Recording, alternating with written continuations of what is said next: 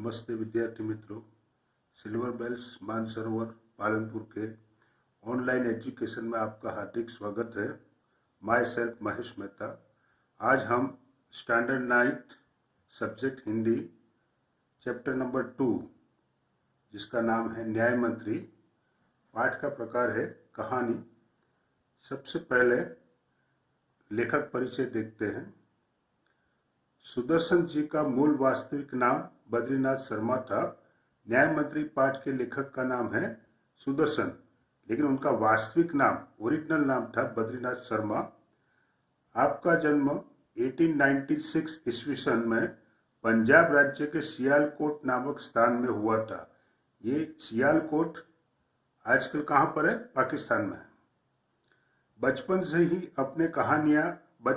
आपने कहानियां लिखना प्रारंभ किया था। पुष्पलता, सुप्रभात, परिवर्तन, पनघट, नगीना आदि आपके सुप्रसिद्ध कहानी संग्रह है। मतलब बहुत सारी कहानी आपने लिखी जिसका संग्रह करके पुस्तक बनाया गया है।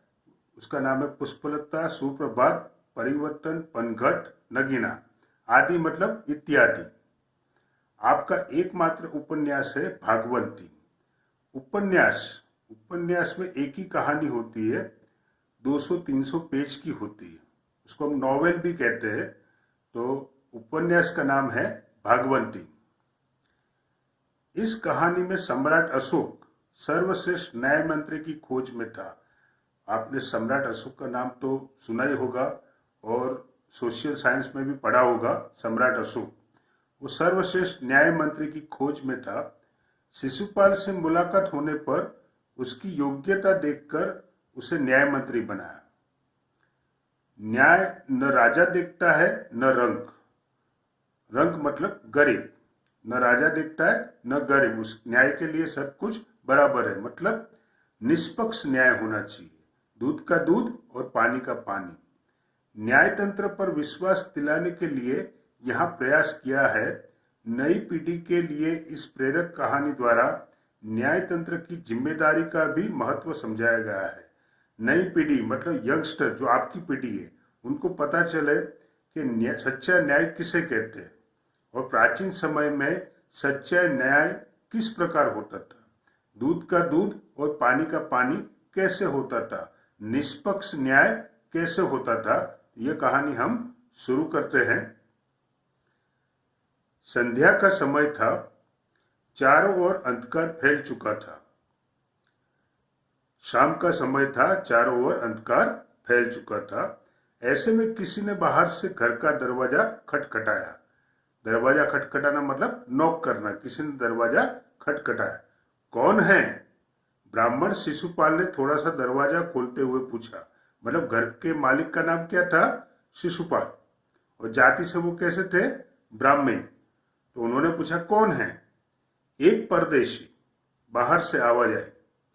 क्या मुझे रात काटने के लिए स्थान मिल जाएगा? एक रात ठहर जाने के लिए, नाइट होल्ड करने के लिए स्थान मिल जाएगा। जैसे ही शिशुपाल ने पूरा दरवाजा खोला, उनके सामने एक नवयुवक खड़ा था। जब दरवाजा खोला तो सामने कौन था? एक नवयुवक। उन्होंने मुस्कुराकर कहा, यह मेरा सौभाग्य है। सौभाग्य मतलब मैं खुशकिस्मत हूं, मेरा सद्नसीब है। क्योंकि भारत में एक परंपरा है, अतिथि देवो भव। जो मेहमान होता है वो भगवान के समान होता है। तो वो जो ब्राह्मण था वो खुश हो गया, यह मेरा सौभाग्य है, मतलब मेरा सद्नसीब है, मैं खुश नसीब हूं कि अतिथि के चरणों से यह घर पवित्र हो जाएगा। पवित्र हो जाना मतलब पावन हो जाना। आइए पधारिए। अतिथि को लेकर शिशुपाल घर में गए और उनका आदर सत्कार किया, जिसको हम मेहमान नवाजी कहते हैं। मतलब चाय पानी नाश्ता जो देते हैं उसको कहते हैं आदर सत्कार। फिर दोनों उस समय की देश की अवस्था पर बातें करने लगे। जब वो फ्री हो गए तो बैठे बैठे बातें करने लगे देश की अवस्था के बारे में, मतलब देश में क्या चल रहा है। शिशुपाल ने कहा, आजकल बड़ा अन्याय हो रहा है। परंतु परदेशी इस बात से सहमत न था। वो डिसएग्री था, असहमत था। वह बोला, दोष निकालना तो सुगम है। सुगम मतलब आसान है, परंतु कुछ करके दिखाना कठिन है। कठिन मतलब मुश्किल है। शिशुपाल बोले, अवसर मिले तो दिखा दूं कि न्याय किसे कहते हैं। अगर मुझे चांस मिले तो मैं बता दूं कि न्याय किसे कहते हैं। तो आप अवसर चाहते हैं? हाँ, अवसर चाहता हूं। फिर कोई अन्याय नहीं होगा? बिल्कुल नहीं। कोई अपराधी दंड से न बचेगा? नहीं। परदेशी ने मुस्कुराकर कहा, यह बहुत कठिन काम है। ब्राह्मण के लिए कुछ भी कठिन नहीं। मैं न्याय का डंका बजाकर दिखा दूंगा। न्याय का डंका बजाकर दिखा दूंगा मतलब मैं ये असंभव काम संभव करके दिखा देना। डंका बजाना मतलब कोई असंभव काम करके दिखाना। परदेशी धीरे से मुस्कुराए पर कुछ न बोले। फिर कुछ देर बाद वे सो गए, मतलब दोनों सो गए। सुबह उठकर परदेशी ने शिशुपाल को धन्यवाद देकर उनसे विदा ली। थैंक यू कहकर उनसे विदा ली। कुछ दिनों बाद शिशुपाल के घर कुछ सिपाही आए और उन्हें दरबार में चलने के लिए कहा। शिशुपाल सहम गए। सहम जाना मतलब भयभीत हो जाना। अगर किसी के घर में पुलिस आए तो स्वाभाविक है वो डर जाएगा। तो यहाँ पर शिशुपाल भी सहम गए मतलब भयभीत हो गए। वे समझ नहीं सके कि सम्राट ने उन्हें क्यों बुलाया। कहीं उस परदेशी ने तो सम्राट से झूठी सच्ची शिकायत नहीं कर दी। जो परदेशी आया था, जो रात नाइट होल्ड रुका था, बराबर, रात में जब उनसे बात की थी तो शायद उन्होंने कंप्लेन कर दी हो। दरबार में पहुंचकर शिशुपाल का कलेजा धड़कने लगा। कलेजा धड़कना मतलब चिंतित हो जाना, जब उन्होंने देखा कि परदेशी ही सम्राट अशोक है। सम्राट बोले, ब्राह्मण देवता, मैं आपको न्याय का अवसर देना चाहता हूं। अवसर मतलब चांस, मौका। आप तैयार है? मतलब आप समझ गए वो जो परदेशी था, वो परदेशी कौन था? स्वयं सम्राट अशोक था। अब उन्होंने, सम्राट ने कहा, ब्राह्मण देवता, मैं आपको न्याय का अवसर देना चाहता हूं, मतलब मैं आपको चांस देना चाहता हूं। आप तैयार है? पहले तो शिशुपाल घबराए, फिर बोले, यदि सम्राट की यही इच्छा है तो मैं तैयार हूं। बहुत ठीक, कल से आप न्याय मंत्री हुए, सम्राट ने कहा और अपने हाथ से अंगूठी उतार कर शिशुपाल को पहना दी।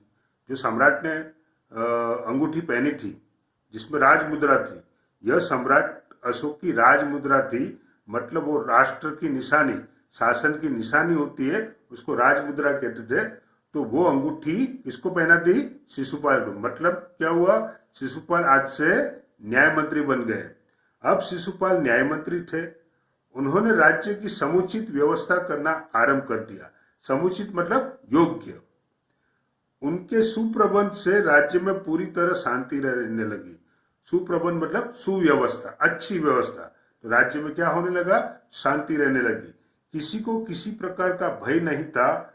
लोग दरवाजे तक खुले छोड़ जाते थे, यानी दरवाजे को कोई लॉक ही नहीं करते थे। यानी न्याय इतना अच्छा था, इतना बढ़िया था, दूध का दूध और पानी का पानी था कि लोग जरा भी भयभीत नहीं थे और दरवाजा भी खुला छोड़कर सोते थे। चारों तरफ न्याय मंत्री के सुप्रबंध और न्याय की धूम मच गई। मतलब ये तो प्रसिद्ध हो गए, फेमस हो गए। ये जो न्याय मंत्री है जिसका नाम क्या था? शिशुपाल। तो शिशुपाल तो बहुत फेमस हो गए। लगभग 1 महीने बाद किसी ने रात में एक पहरेदार की हत्या कर दी। सुबह होते ही यह बात चारों तरफ फैल गई।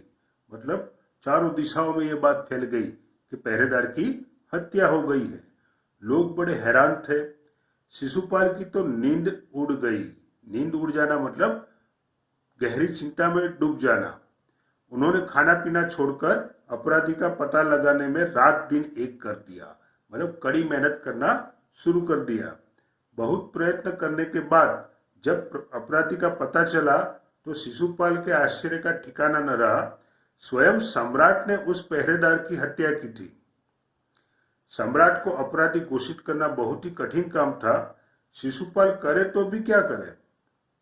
एक और वे न्याय मंत्री थे और दूसरी ओर सम्राट के सेवक। परंतु न्याय की दृष्टि में सम्राट और साधारण व्यक्ति में कोई अंतर नहीं होता। मतलब उनको पता चल गया कि स्वयं सम्राट ने ही हत्या की है, बराबर। लेकिन सम्राट को अपराधी घोषित करना इजी काम नहीं है, क्योंकि वो क्या थे, वो सेवक थे और सम्राट उनका मालिक था। अगले दिन शिशुपाल दरबार में पहुंचे। सम्राट अशोक सिंहासन पर बैठे हुए थे। आते ही उन्होंने शिशुपाल से पूछा, अपराधी का पता चला? न्याय मंत्री ने साहसपूर्वक कहा, जी हां, चल गया। तो फिर उसे उपस्थित करो। न्याय मंत्री कुछ रुके, फिर अपने उच्च अधिकारी को संकेत करते हुए बोले, धनवीर। अब ये धनवीर नाम किसका था? एक अधिकारी का नाम था जिसे न्याय मंत्री ने आदेश दिया, इन्हें गिरफ्तार कर लो, मैं आज्ञा देता हूं। संकेत सम्राट की ओर था। दरबार में निस्तब्धता छा गई। निस्तब्धता मतलब एक भी शब्द न बोला जाए, उसको निस्तब्धता कहते हैं, मतलब शांति। सम्राट का चेहरा क्रोध से लाल हो गया। क्रोध से लाल हो जाना मतलब अत्यंत क्रोधित हो जाना।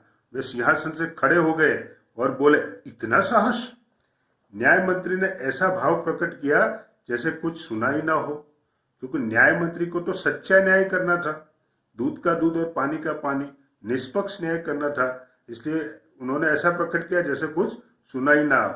उन्होंने अपने शब्दों को फिर दोहराया, धनवीर, देखते क्या हो, अपराधी को गिरफ्तार करो। दूसरे ही क्षण सम्राट के हाथों में हथकड़ी पड़ गई। न्याय मंत्री ने कहा, अशोक, तुम पर पहरेदार की हत्या का आरोप लगाया जाता है, तुम इसका क्या उत्तर देते हो? सम्राट होठ काट कर रह गए। होठ काट कर रह जाना मतलब क्षोभ प्रकट करना, गिल्ट। होठ काट कर रह जाना मतलब गिल्टी महसूस करना, क्षोभ प्रकट करना। न्याय मंत्री ने फिर पूछा, तो तुम अपराध स्वीकार करते हो? हाँ, मैंने उसे मारा अवश्य है, पर उद्दंड था। उद्दंड का मतलब होता है अविवेकी। सम्राट का उत्तर था। सम्राट ने उत्तर दिया कि वो जो कर्मचारी था वो कैसा था? उद्दंड था, अविवेकी था। वह उद्दंड था या नहीं, तुमने एक राज कर्मचारी की हत्या की है। वो अविवेकी था या नहीं वो अलग बात है, उसके लिए अलग पनिशमेंट हो सकती है, उसके लिए न्याय तंत्र भी है। लेकिन राज कर्मचारी की आप हत्या नहीं कर सकते, उसका मर्डर नहीं कर सकते। तुम अपराधी हो, तुम्हें मृत्यु दंड दिया जाता है, मतलब फांसी। न्याय मंत्री ने निर्णय दिया, यानी शिशुपाल जो न्याय मंत्री थे उन्होंने जजमेंट दे दिया, निर्णय दिया। सभा में सन्नाटा छा गया। न्याय मंत्री का निर्णय सुन सम्राट ने सिर झुका लिया। वे तो स्वयं शिशुपाल की परीक्षा में सफल हो गए थे, यानी वो मन ही मन तो खुश हो रहे थे। क्यों खुश हो रहे थे? सम्राट का हृदय ऐसे व्यक्ति को पाकर गदगद हो रहा था, यानी भाव उबर हो रहा था।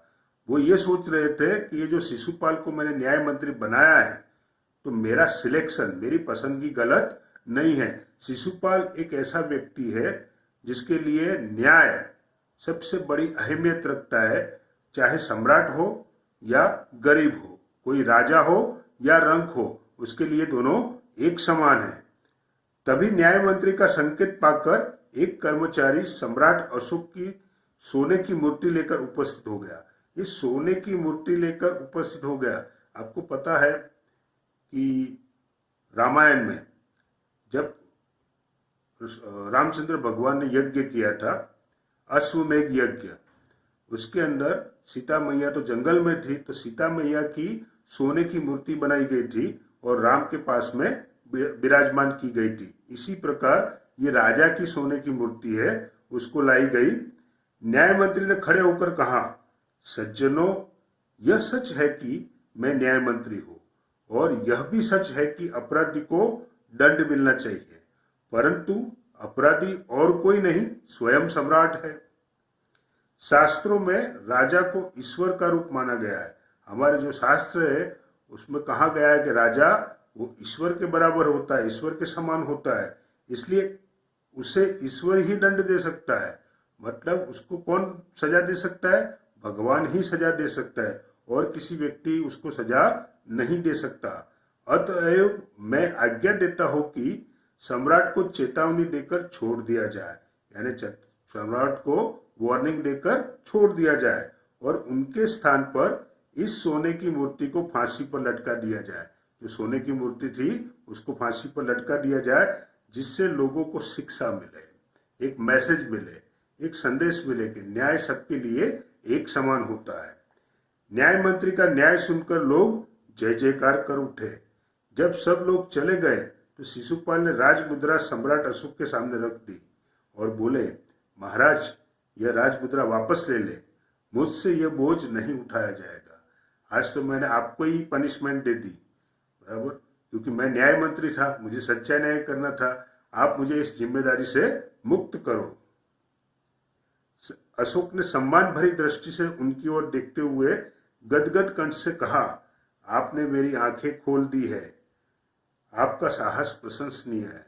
आपका साहस, आपने जो जजमेंट लिया और स्वयं सम्राट को दोषी बताया, ये जो साहस था वो प्रशंसनीय है। यह बोझ आपके अतिरिक्त और कोई नहीं उठा सकता। न्याय मंत्री निरुत्तर हो गए। निरुत्तर मतलब मौन हो गए। तो विद्यार्थी मित्रों, कुछ शब्दार्थ देख लेते हैं। सौभाग्य, सदनसीब, खुशनसीब। सुगम तो सरल, आसान। अवसर तो मौका, चांस। राजमुद्रा राष्ट्र की निशानी। सुप्रबंध, सुव्यवस्था मतलब अच्छी व्यवस्था। उद्दंड तो अविवेकी। निस्तब्धता, शांति, जहां पर एक भी शब्द बोला न जाए उसको निस्तब्धता कहते हैं। पेज नंबर 5 पर कुछ मुहावरे दिए हैं। सहम जाना, आश्चर्यचकित हो जाना, या तो फिर उसका दूसरा मतलब भी होता है भयभीत हो जाना।